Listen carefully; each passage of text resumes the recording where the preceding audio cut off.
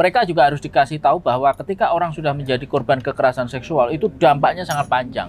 Bahkan traumanya itu terbawa sampai mati, seumur gitu. hidup, Seumur ya. hidup Iya, trauma betul kekerasan sekali. itu tidak bisa diobati, gitu ya. Dan itu bisa mengurangi produktivitas, bisa mengurangi bahkan orang yang perempuan yang dulunya aktif itu kemudian bisa jadi introvert, ya menutup diri. Nah, itu para mereka yang berpotensi jadi pelaku kekerasan juga harus diedukasi soal itu.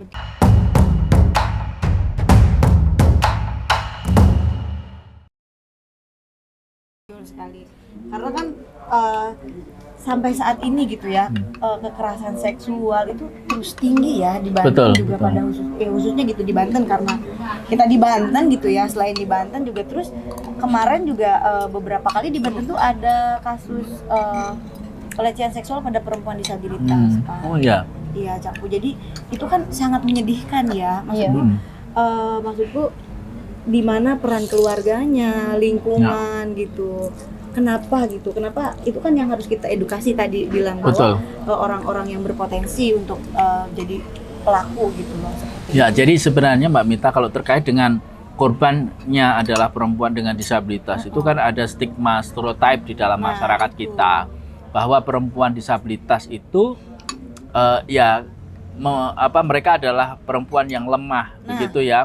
Kalau dia diperkosa, dia tidak akan bisa melawan. Nah, itu stigma-stigma yang ada di masyarakat. Nah, sementara juga di masyarakat juga berkembang bahwa perempuan-perempuan dengan disabilitas itu kan selain punya hambatan-hambatan komunikasi dan kelemahan-kelemahan yang tadi disebutkan, itu juga ada kepercayaan bahwa perempuan disabilitas itu, ada yang percaya begini, perempuan disabilitas itu nggak akan hamil kok, gitu kan, ada yang bisa begitu. Jadi ada kelompok-kelompok masyarakat yang percaya begitu. Nah, oleh karena itu memang itu harus diedukasi dengan sangat baik, sehingga supaya masyarakat tahu, gitu ya, dan bisa menjaga, turut serta menjaga saudara-saudara kita yang punya kerentanan ganda ini, sudah perempuan kemudian disabilitas. Iya, sangat disayangkan memang pelaku-pelakunya tadi itu terdekat, orang-orang terdekat karena memanfaatkan situasi dan keadaan seperti itu. Kita ngomong-ngomong nih, sambil aja kita sambil makan kita ya, kita sambil makan aja. Kayaknya ini juga nih tergoda. Biar tergoda penontonnya. Nah, kita sambil ngobrol sambil makan aja nih, Capu. Jadi memang kan karena kawan-kawan sekarang sudah mulai banyak yang melek gitu, teman-teman juga sudah ada istilah woman support woman gitu, tapi kadang kan stigma masyarakat masih tinggi nih. Kayak tadi perempuannya yang kenapa pakai baju minim, seksi. Nah, kita kan sesama perempuan juga harus saling menyadarkan bahwa hal-hal seperti itu tuh bahkan kan banyak kasus orang-orang yang tertutup juga menjadi korban gitu loh. Bahkan konon katanya di pesantren. Banyak sekali kemarin kasusnya. Dari tahun pertama sampai pertengahan tahun saja sudah banyak pesantren gitu kan ya. Seperti itu gitu kan. Ya, saya juga mendapatkan laporan dari Polda Banten itu bahwa kasus-kasus kekerasan, kami tidak menyebutnya pesantren ya. Jadi kalau Komnas Perempuan itu menyebutnya kekerasan seksual yang terjadi pada lembaga pendidikan berbasis asrama. Karena apa? Ini juga terjadi juga di agama-agama lain, bukan hanya Islam. Jadi di teman-teman yang yang Kristen, yang Katolik itu juga terjadi kekerasan seksual juga. Nah, tapi memang yang banyak muncul akhir-akhir ini adalah yang berbasiskan di di teman-teman kita yang Muslim. Nah, oleh karena itu ini menjadi sangat penting sebenarnya untuk memberikan edukasi juga kepada tokoh agama. Walaupun sebenarnya kan kekerasan seksual itu sudah ada larangan yang sangat jelas ya di dalam agama, tapi ini tetap saja bisa terjadi gitu. Nah, bukan sesuatu yang buruk, bukan sesuatu aib ketika juga di lembaga keagamaan itu juga dikembangkan sistem pencegahan dan penanganan kasus-kasus kekerasan seksual. Jadi ketika terjadi kasus kekerasan seksual, korban ini harus mengadu ke siapa, kemudian bagaimana mengamankan korban, terus kemudian bagaimana mendorong korban untuk bisa terpulihkan. Iya. Nah, ini juga harus dibangun. Iya. Tapi kan biasanya memang mungkin Teh Encop ya yang punya pengalaman di dunia Jadi pesantren. sedikit memotong Cak Fu. Sebenarnya di Banten ini ada perda tentang pondok pesantren. Harapannya pondok pesantren di lingkungan Banten ini adanya sapaan dari pemerintah Banten. Nah, sapaannya itu juga dengan pesantren-pesantren ini menjadi basis kayak rumah singgah gitu. Jadi bisa jadi rumah singgah, bisa jadi rumah aman gitu. Rumah singgah supaya anak-anak jalanan itu, bagaimana anak-anak jalanan itu kemudian dibina di pesantren-pesantren. Kemudian rumah aman juga jadi berbasis pesantren itu bisa dikembangkan menjadi rumah aman. Hanya saja ini baru aturan Tenita. Belum di implementasinya mungkin nanti akan berkembang. Semoga Setelah ini semoga bisa dalam rangka HUT Banten ini semoga menjadi evaluasi buat pemerintah Iya. Banten khususnya ya.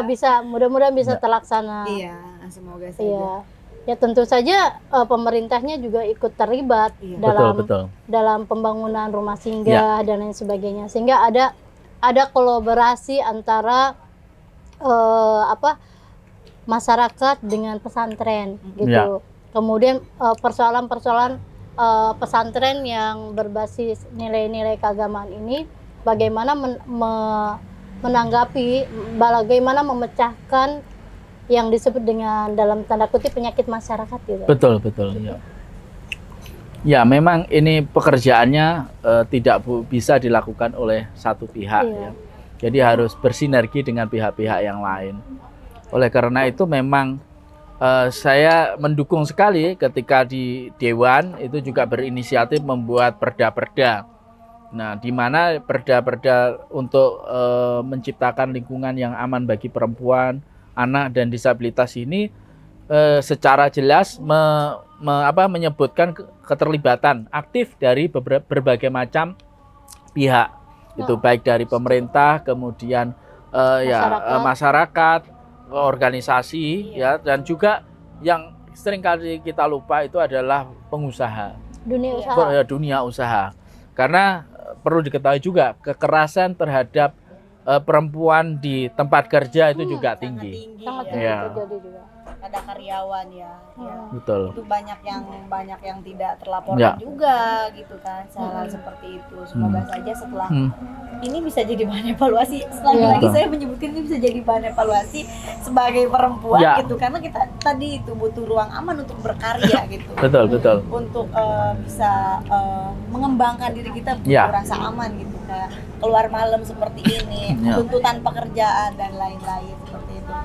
Kayaknya sambil dinikmati aja nggak mudah dicap kita sambil ngobrol aja. Dan sangat penting sekali sebenarnya Cak Fu ini banyak memberikan inspirasi dari zaman kita dulu. Iya. Boleh? Oh, ya.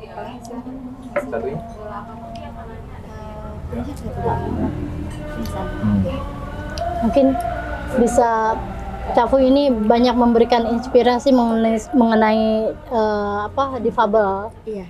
Jadi banyak juga ya Cak Fu yang harus kita tingkatkan nih, terutama di Banten Cak Fu. Terkait dengan difabel atau disabilitas itu kan ada persoalan-persoalan terkait dengan akses pendidikan dan ketenaga kerjaan. Memang di dalam Undang-Undang Nomor 8 Tahun 2016 itu sudah disebutkan tentang kuota tenaga kerja untuk disabilitas, untuk disabilitas. Untuk lembaga pemerintahan itu 2%. Jadi kalau misalkan di DPRD itu stafnya ada 100, maka harus ada 2%. Nah, 2% dari 100 itu yang disabilitas.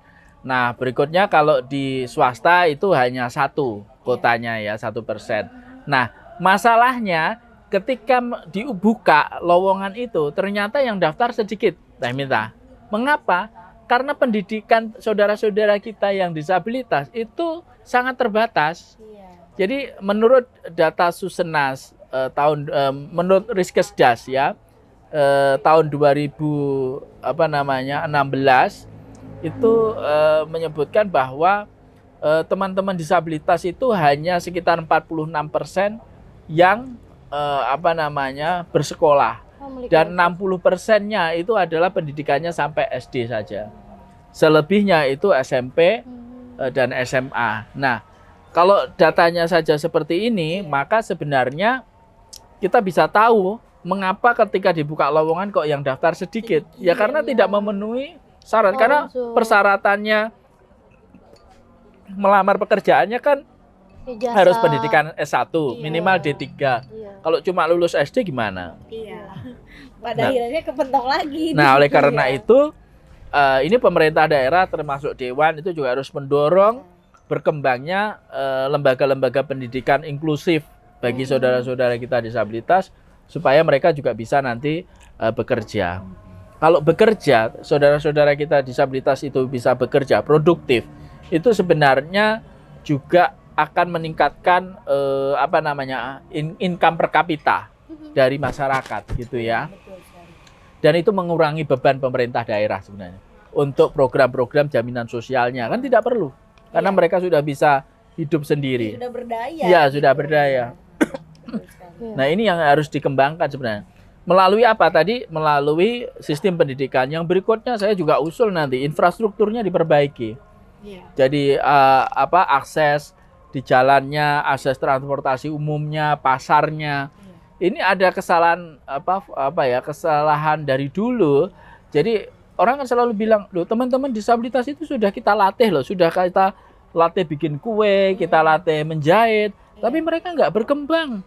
Mereka males," gitu kan yang dituduh. Mereka lupa bahwa bikin kuenya sudah dilatih, sudah dikasih alat, tapi untuk jualan kuenya tidak difasilitasi. Mau ke pasar nggak punya alat transportasi, sudah nyampe di pasar, pasarnya tidak akses. Tidak ramah pada. Nah, gimana ini? Jadi itu memang harus nanti Teh Encop yang di Dewan itu juga harus mengumpulkan semua stakeholder itu. Ini loh. Jadi mulai dari hulu hingga hilir. Jadi orangnya itu disabilitasnya dilatih, dikasih modal, tapi tolong PU-nya itu bangun juga itu infrastrukturnya. Kemudian dinas perhubungannya bangun juga itu alat transportasinya yang ramah disabilitas sampai ke pasar. Pasarnya dibuat ramah, ada ramnya kayak yang di sini tadi. Enak gitu kan? Nggak usah pakai tangga-tangga, pakai undak-undak gitu ya. Nah, dari situlah nanti teman-teman dipastikan bisa. Mereka setelah dilatih bikin kue, mereka bisa bikin kue, mereka bisa bikin berjualan, dilatih juga berjualan secara online, begitu kan? Nah, itu juga pengembangan ekonomi. Pembangunan yang sensitif pada gender dan disabel itu kadang-kadang memang belum semuanya memiliki sensitivitas itu. Betul. Karena dianggapnya ini nambah gitu. Padahal pembangunan itu sendiri kan sebenarnya outputnya kan untuk kesejahteraan masyarakat. Nah, sehingga orang mau ngebangun itu sendiri memang kan sudah memerlukan anggaran. Kenapa anggaran ini tidak disempurnakan dengan sensitivitas pada kebutuhan-kebutuhan masyarakat kita yang kebetulan tidak memiliki akses ya. Jadi perempuan, karena dia perempuan dia harus menyusui kalau punya anak gitu kan. Betul sekali. Ya, kita kalau misalkan di terminal, di pasar mana ada ruang menyusui? Iya, betul sekali. Nah, itu kan harus ada sensitivitas itu. Kemudian juga jalan yang untuk difabel. Lift itu kayaknya aturan lift yang boleh diatur itu setelah tingkat 4 itu kayaknya mesti dikoreksi. Harus dikoreksi, iya. Tingkat 2 aja nggak bisa kan ya? Tingkat 2 aja nggak bisa, iya. Harus dikoreksi. Harus dikoreksi. Makanya sensitivitas itulah yang harus dimiliki. Ruang bermain untuk anak juga. Jadi ngebangun itu bukan sekedar secara cuma ngebangun gitu. Tapi ngebangun ini pembangunan yang komprehensif, yang paripurna, memahami seluruh kebutuhan warga negara yang memiliki keistimewaan gitu. Gitu. Bahkan saya tadi waktu dialog kuliah umum di Untirta itu juga ada yang menyampaikan di beberapa tempat di sini itu masih ada toilet yang digabung laki-laki perempuan. Nah, jadi ini juga menjadi concern ya untuk keamanan ya, untuk keamanan perempuan ya. Jangan sampai toilet itu kemudian digabung, toilet laki-laki dan perempuan gitu ya. Toiletnya harus dipisah. Bahkan kalau standar yang baru ini harus ada toilet khusus untuk disabilitas gitu ya. Supaya menjamin keamanan, kenyamanan. Saya pikir kalau lingkungannya baik secara lingkungan fisik, lingkungan sosialnya sudah terfasilitasi dengan baik, tercipta dengan baik, itu nanti akan meningkatkan produktivitas dari teman-teman. Kalau ruangnya sudah aman, ramah, lalu bisa gitu dipakai, itu kan meningkatkan produktivitas, membuat teman-teman berdaya gitu. Selain dari tadi perempuan, anak, terus orang-orang difabel, orang-orang istimewa bisa berdaya sendiri dan meningkatkan ekonomi ya, tentunya seperti itu. Baik teman-teman Damar nih, kayaknya makin malam makin seru ya, Cabu. Semoga ini bukan pertemuan kita yang terakhir. Semoga kita akan tetap terus membicarakan hal-hal seperti ini, hal-hal yang bisa mensejahterakan masyarakat, hal-hal yang harusnya berguna banget buat HUT Banten di yang ke-23 ini. Semakin tua Banten semakin maju dan ruang ramah lingkungan, anak, perempuan dan disabilitas semakin banyak. Semakin baik. Iya, semakin baik juga. Makasih banyak, Cabu. Sama-sama. Makasih. Semoga ini benar-benar jadi masukan buat pemerintah Provinsi Banten ya. Yang penting menurut saya sebenarnya ini adalah politik anggaran kita. Ya, jadi selalu persoalan-persoalan hak asasi manusia dan kelompok-kelompok minoritas itu anggarannya tidak pernah meningkat. Kita ini seringkali di pemerintah kita yang saya amati baik mulai dari kabupaten, kemudian provinsi sampai pusat, itu trennya sekarang itu yang selalu meningkat itu adalah anggaran-anggaran untuk infrastruktur. Saya pernah itu sangat miris tapi ingin ketawa juga. Jadi anggaran desa, dana desa yang sangat besar itu berapa teh? 1 miliar. Itu mereka bingung. Saya pernah ke daerah Sumba Baradaya. Bingung itu anggaran 800 juta itu dari pusat di desa itu. Bingung mau dibuat apa? Akhirnya apa yang mereka buat? Membikin pagar makam sama gapura makam. Begitu kan? Nah, ini kan sebenarnya nggak penting gitu kan. Orang sudah mati buat apa dibuatkan gapura, diperbaiki makamnya. Kan sebenarnya anggaran-anggaran itu bisa untuk misalkan tadi kalau ada korban kekerasan seksual, itu bagaimana anggaran visumnya dibiayai oleh anggaran desa, transportasinya warawiri dari rumah ke kepolisian itu disubsidi sama desa. Kemudian pemulihan kalau pelakunya adalah suami, kalau suaminya di penjara, bagaimana kehidupan setelahnya itu disubsidi oleh desa. Saya pikir itu bisa dilakukan. Tapi ya itulah kadang kita itu pembangunan itu selalu persepsikan dengan pembangunan berhasil itu kalau kemudian bangunannya bagus secara fisik. Tapi sumber daya manusianya itu tidak selalu dibelakangkan gitu. Anggarannya selalu sedikit kan? Bayangkan saja saya kemarin ke Polda Banten. Saya tanya, untuk anggaran pencegahan kekerasan terhadap perempuan berapa, Pak? Gitu kan, Bu, gitu. Beliau bilang 1 tahun hanya sekali Cahu dan itu anggarannya hanya 6 juta. Bayangkan satu provinsi Banten itu anggaran untuk sosialisasi dan pencegahan kekerasan terhadap perempuan biayanya 6 juta dan itu hanya sekali dalam setahun. Loh, bagaimana terusan? Katanya kita mau menciptakan ruang aman bagi perempuan. Nah, ini soal politik anggaran juga yang penting.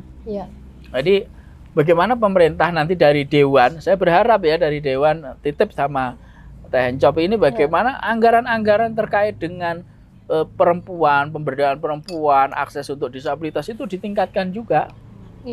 Tingkatkan. Kalaupun anggaran infrastruktur kita tingkatkan, itu bagaimana infrastrukturnya yang ramah pada perempuan dan Ya. difabel ya. Dan harus punya dampak. Iya. Betul. Dampak. Jadi kalau kita bangun jembatan, apakah jembatan itu berdampak Memiliki enggak fungsi untuk nggak? perbaikan Iya. perbaikan kehidupan Masyarakat. teman-teman disabilitas Ya. itu juga harus dipikir Iya. gitu. Sekali. Dibangun tapi ternyata Ya. tidak berguna juga untuk masyarakat gitu. Ya di kan. kita selalu begitu, bangunannya itu suka kalau kemudian Bagus, bagus, megah, megah. Fungsinya Ya, belum sampai gitu. kadang suka membangun tapi merawatnya. Nah, saya melihat itu banyak sekali. Suka membangun gedung mewah gitu. Saya perjalanan dinas ke daerah-daerah itu gitu. Waduh, gedung DPRD kabupaten mana gitu. Wow, bagus itu. Iya. Tapi di situ rumput liarnya bertumbuhan di mana-mana.